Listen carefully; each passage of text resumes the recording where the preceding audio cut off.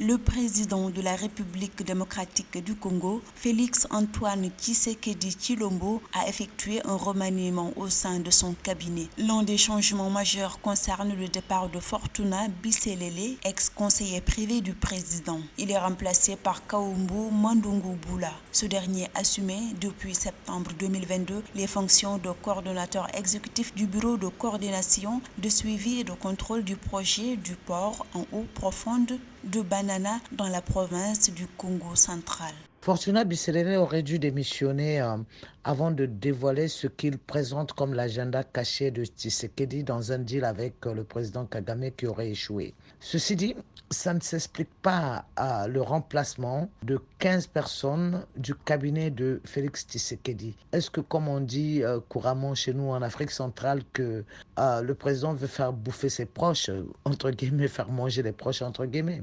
Sinon, les priorités de la RDC sont ailleurs que le remplacement par une quinzaine de personnes du cabinet du chef de l'État. Fortuna Bisselele, ex-conseiller privé du président, est auditionné par l'Agence nationale des renseignements depuis le samedi 14 janvier 2023. Il a été à toutes les rencontres publiques et surtout secrètes dans le cadre du processus de paix dans la région des Grands Lacs. Il aurait perdu la confiance du chef de l'État, Félix-Antoine Tshisekedi, dans le dossier sensible de la crise avec le Rwanda voisin.